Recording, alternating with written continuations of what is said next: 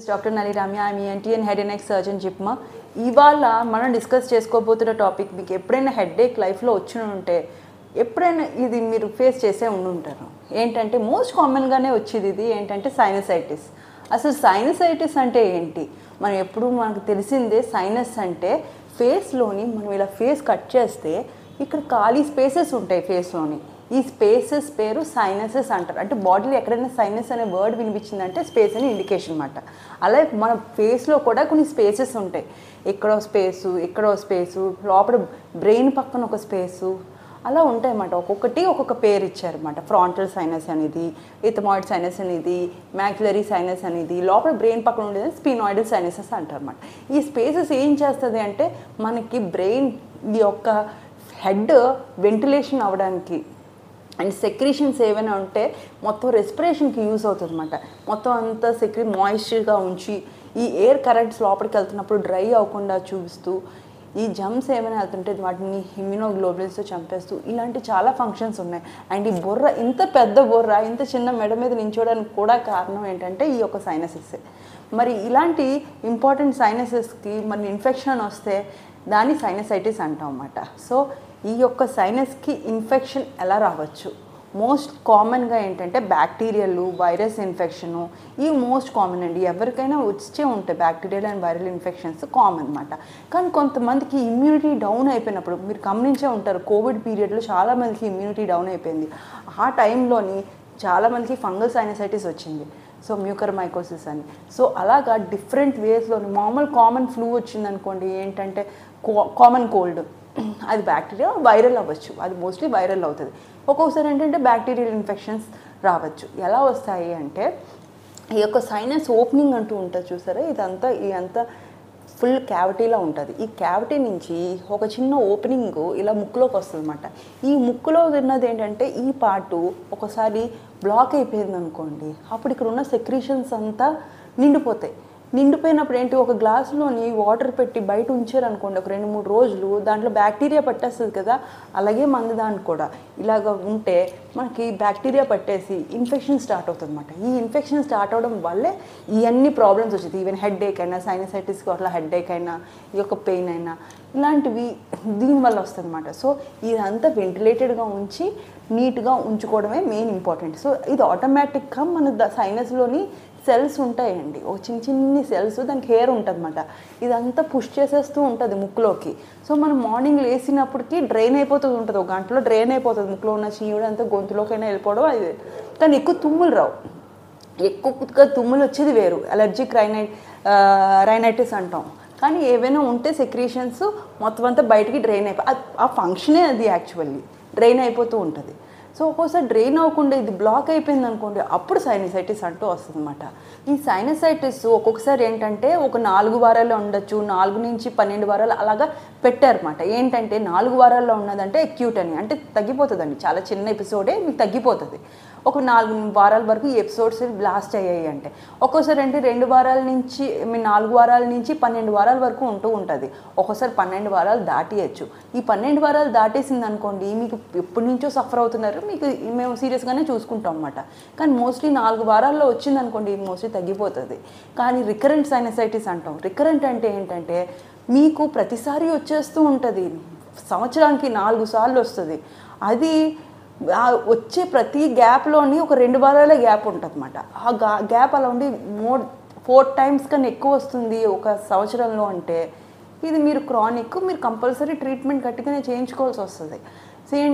మామూలు చిన్న సైనసైటిస్ వస్తూ ఉంటాయండి, ఎందుకంటే కామన్ ఫ్లూలోని వైరల్ ఇన్ఫెక్షన్స్ లైట్గా రావచ్చు, అప్పుడు ముక్కు అంతా జరుపుతూ ఉండిపోతుంది కదా, మళ్ళీ తగ్గిపోతుంది. కానీ ఇలాగ క్రానిక్గా ఉండివి మాత్రం మీరు కొంచెం గమనించుకోవాల్సి వస్తుంది అన్నమాట. అసలు సైనసైటిస్లో ఎలా ప్రెజెంట్ అవుతుంది? సైనసైటిస్ అనేది ఫస్ట్ ఇలాంటి సిమ్టమ్స్ అన్నీ ఎలా ఉంటాయంటే హెడేక్ వస్తుంది, తలనొప్పి వచ్చేస్తుంది. ఒక్కోసారి మైగ్రేన్కి సైనసైటిస్కి కన్ఫ్యూజ్ అవుతారు. మైగ్రేన్ వేరేలా ఉంటుంది, సైనసైటిస్ వేరేలా ఉంటుంది. కానీ 2 తలనొప్పి కొంచెం అలాగే అనిపిస్తూ ఉంటాయి. కాబట్టి మోస్ట్లీ ఏంటంటే సైనసైటిస్ మైగ్రేన్ అనుకుంటారు, మైగ్రేన్ ఏమో సైనసైటిస్ అనుకుంటారు. సో ఈ యొక్క సైనసైటిస్ ఎలా ఉంటుందంటే ఇక్కడ నొప్పి రావచ్చు, కళ్ళు వెనకాల నొప్పి రావచ్చు, ఇలా బెండ్ అవుతుంటే గట్టిగా లాగచ్చు. అండ్ ఈ ప్రెషర్ ఏదో లోపల నుంచి గట్టిగా ప్రెషర్తో పుష్ చేస్తున్నట్టు అనిపించవచ్చు, ముక్కు స్మెల్ తగ్గచ్చు, ముక్కు బ్లాకేజ్ అవ్వచ్చు, ముక్కు నుంచి చీవిడి గ్రీన్గానైనా ఎల్లోగానైనా రావచ్చు, ఒక్కోసారి రక్తం కూడా రావచ్చు, దగ్గు రావచ్చు, పోస్ట్ నేసల్ డ్రిప్ అంటాము అంటూ శబ్దం చేసుకుంటూ ఉంటారు. ఒక్కోసారి ఏంటంటే ముక్కులోంచి చీవిడి గొంతులోకి వెళ్ళిపోతున్నా అది క్లియర్ చేసుకునేది పోస్ట్ నేసల్ డ్రిప్, ఇలా శబ్దాలు చేస్తూ ఉంటారు. ఇంకోసారి దగ్గు రావచ్చు, ఇంకొంచెం దగ్గర ఇక్కడ ఇరిటేట్ చేస్తున్నా ఆర్ కింద లంగ్స్లోకి వెళ్తున్న ఆ యొక్క సెక్రీషన్స్ అయినా పస్ అయినా అప్పుడు దగ్గు రావచ్చు.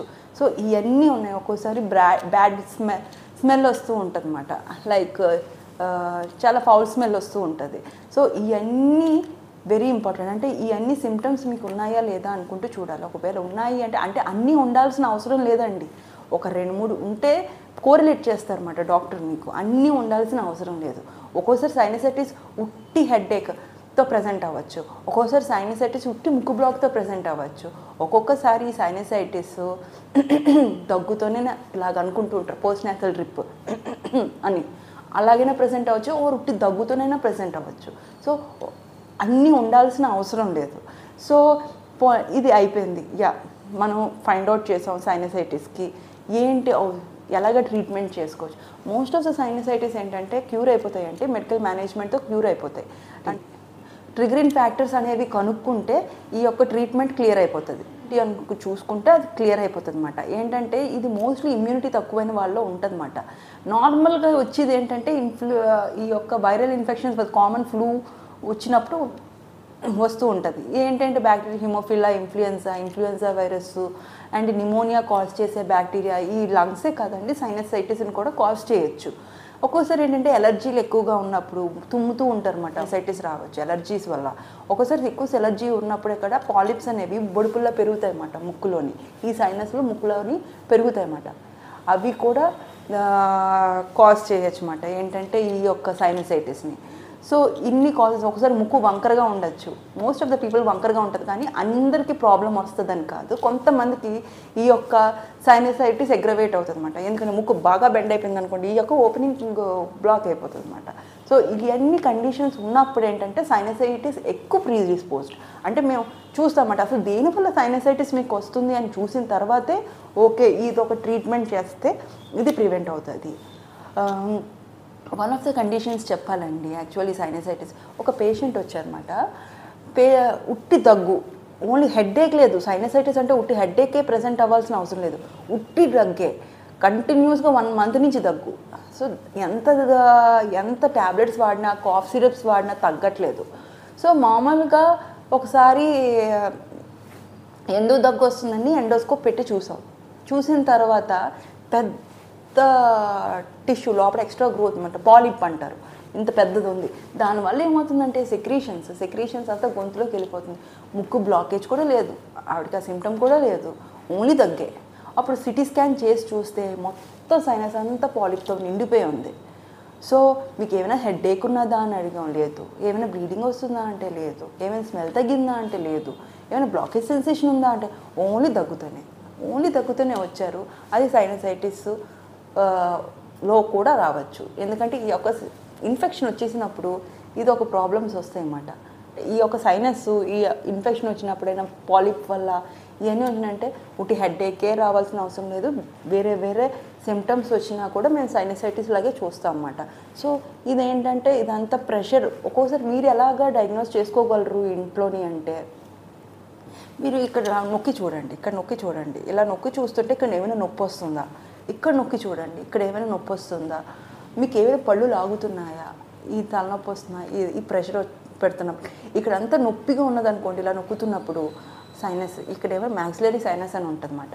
ఇక్కడేమో ఫ్రాంటల్ సైనస్, ఇక్కడ నొక్కుతున్నప్పుడు ఇది ఫ్రాంటల్ సైనస్ ఉంటుంది.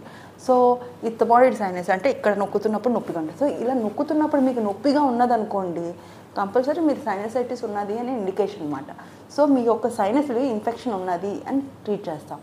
ఇంకొంతమందికి ఏంటంటే మేము చాలామందిని చూసామండి, ఈ యొక్క మ్యూకర్మైకోసిస్ ఏంటంటే డయాబెటీస్ ఎక్కువగా ఉన్నవాళ్ళు ఆర్ కిడ్నీ ప్రాబ్లమ్స్ ఉన్నవాళ్ళు, డయాలసిస్కి వెళ్ళేవాళ్ళు, వీళ్ళందరికీ ఉంటుంది అన్నమాట. మోస్ట్ కామన్గా ఏంటంటే ఇమ్యూనిటీ డౌన్ అయిపోతుంది కదండి. చాలా వరకు ఇమ్యూనిటీ డౌన్ అయిపోయినప్పుడు ఏమవుతుందంటే ఇన్ఫెక్షన్స్ వచ్చేస్తాయి. ఎస్పెషల్లీ ఇమ్యూనో కాంప్రమైజ్డ్ పీపుల్ కూడా, అంటే హెచ్ఐవి ఉన్న వాళ్ళకి అలాగా, ఆర్ స్టెరాయిడ్స్ ఎక్కువ తీసుకుంటున్నాం, ఏమైనా కండిషన్స్లో స్టెరాయిడ్స్ ఎక్కువ తీసుకుంటున్నా కూడా, అన్ని స్టెరాయిడ్స్ భయపడకండి, కొన్ని ఎక్కువ లాంగ్ టర్మ్ యూస్ అయినా.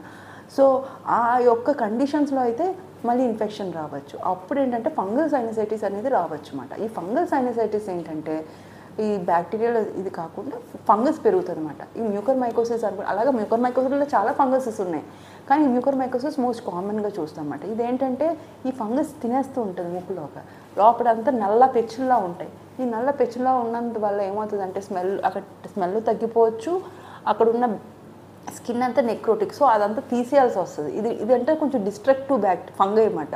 సో దాన్ని మనం క్లీన్ చేసేస్తూ ఉంటాం అన్నమాట. క్లీన్ చేసేసి యాంఫోటెరిసిన్ అనే ట్రీట్మెంట్ మేము ఇస్తాం. సో ఇవన్నీ డాక్టర్సే ఇస్తారండి, మీరు సొంత ట్రీట్మెంట్స్ తీసుకోకూడదు. సో మీకు ఎలాగా ట్రీట్మెంట్ అంటే మోస్ట్ కామన్గా మేము యాంటీబయాటిక్స్ ఇస్తామండి. అంటే బ్యాక్టీరియల్ ఇన్ఫెక్షన్ అయితే, వైరల్ ఇన్ఫెక్షన్ అయితే వీ విల్ సీ అసలు most of the viral infection ఆటోమేటిక్గా తగ్గిపోతూ ఉంటాయి. కానీ కొన్ని వైరస్ ఇన్ఫెక్షన్స్కి ఏమైనా సూపర్ యాడెడ్ అంటే దాంతోపాటు బ్యాక్టీరియల్ ఇన్ఫెక్షన్స్ ఏమైనా ఉన్నాయి అంటే అది కూడా మేము చూసుకొని దాని ప్రకారం ట్రీట్మెంట్ ఇస్తాం. ఇంకోటి యాంటీ అలర్జీ ట్యాబ్లెట్స్, మీకు తెలిసిందే, యాంటీ హిస్టమిన్ ట్యాబ్లెట్స్, మాంటిలోకాస్ట్ అని, ఇవన్నీ ట్యాబ్లెట్స్ మేము చూసే ఇస్తామండి, చూడకుండా మేము డాక్టర్ ప్రిస్క్రిప్షన్ లేకుండా ఇవ్వకూడదు. అండ్ ఇంకోటి ముక్కులో saline washes and steroid sprays ఇవన్నీ ఇచ్చిన తర్వాత అప్పుడు మేము ఒకవేళ ఆపరేషన్ చేయాలా వద్దా, ఒకవేళ బాగానే ఉన్నారనుకోండి, నీట్గా ఉన్నారనుకోండి, మేము ఆపరేషన్ చేయము. ఒకవేళ ఇంకా సఫర్ అయిపోతున్నారు అంటే, మెడికల్ మేనేజ్మెంట్ ఫెయిల్ అయ్యింది అంటే గ్యారంటీ చేస్తాం. మరి ఈ యొక్క సైనసైటిస్ నేను నెగ్లెక్ట్ చేసేసాం, మరి ఏమవుతుంది అంటే చాలా ప్రాబ్లమ్స్ రావచ్చు అండి. ఈవెన్ బ్రెయిన్కి కూడా వెళ్ళే ఛాన్సెస్ ఎక్కువే, ఎందుకంటే ఇన్ఫెక్షన్ కదా, పక్కనున్న ఏరియా అంతా బ్రెయిన్ కూడా అటాచ్ ఉంటుంది కాబట్టి దాన్ని బట్టి కూడా ఒక్కోసారి కళ్ళు పోయే ఛాన్సెస్ కూడా ఉంటాయి. అది ఎక్స్ట్రీమ్ లెవెల్స్ అండి, అంటే రాకపోవడం అని కాదు, వచ్చిన వాళ్ళు కూడా ఉన్నారు, నెగ్లెక్ట్ చేసి మరీ సివియర్గా వచ్చిన వాళ్ళు కూడా ఉన్నారు. ఆ యొక్క ఈ సింపుల్ ఎర్లీ ట్రీట్మెంట్ చేసుకుంటే చాలా వరకు ట్రీట్మెంట్ వల్ల క్యూర్ అయిపోతుంది. ఒకవేళ మెడికల్ మేనేజ్మెంట్ ఫెయిల్ అవుతుంది అంటే కొంతమందికి ఏంటంటే ఆక్యుపేషనల్ హజార్డ్స్ కూడా ఉంటాయండి, ధూళిలోనే పనిచేస్తూ ఉంటారు, వాళ్ళకి ఎనర్జీ కాంపనెంట్ అంటూ ఉంటుంది. ఈ ఎనర్జీని మనం తగ్గించలేము, వాళ్ళు ఆ ప్రొఫెషనే అది, మనం నో అని కూడా అనలేము. అప్పుడు ఏంటంటే వాళ్ళకి సర్జరీకి వెళ్ళిపోవాలి, తప్పదు. అప్పుడు ఏంటంటే ఎంత చేసినా కూడా ధూళిలోనే ఉంటున్నారు, ఆ ఎలర్జీ కాంపనెంట్ ఉంటూనే ఉంటుంది, మనం ఏం చేసినా తగ్గట్లేదు. అలాంటి వాళ్ళైనా ఈ మెడికల్ మేనేజ్మెంట్ ఫెయిల్ అయినా ఇలాంటి అంటే ఒక్కొక్క అసలు సైనసైటిస్ ఎందుకు వచ్చిందని చూసి ఆ కండిషన్ మేము ట్రీట్ చేస్తాం అన్నమాట. సో సైనసైటిస్ అనేది పెద్ద ఇష్యూ కాదండి, కానీ నెగ్లెక్ట్ చేస్తే మాత్రం క్వాలిటీ ఆఫ్ లైఫ్ అనేది చాలా వరకు తగ్గిపోతుంది. నెగ్లెక్ట్ చేయకండి. మీ వాళ్ళకి ఏమైనా ఇలా సఫర్ అవుతున్నారు హెడ్ఏక్తో, నేను చెప్పిన ఇవన్నీ సిమ్టమ్స్తో ఏమైనా దట్ వాళ్ళు ఎలాగ డాక్టర్స్ దగ్గరికి వెళ్తే వాళ్ళు క్లియర్గా ట్రీట్మెంట్, వాళ్ళు అంత సఫర్ అవ్వాల్సిన అవసరమే లేదు. ఈ ఎపిసోడ్ కానీ మీకు నచ్చినట్టయితే మీ వాళ్ళకి చెప్పండి, so that they will have a better quality of life.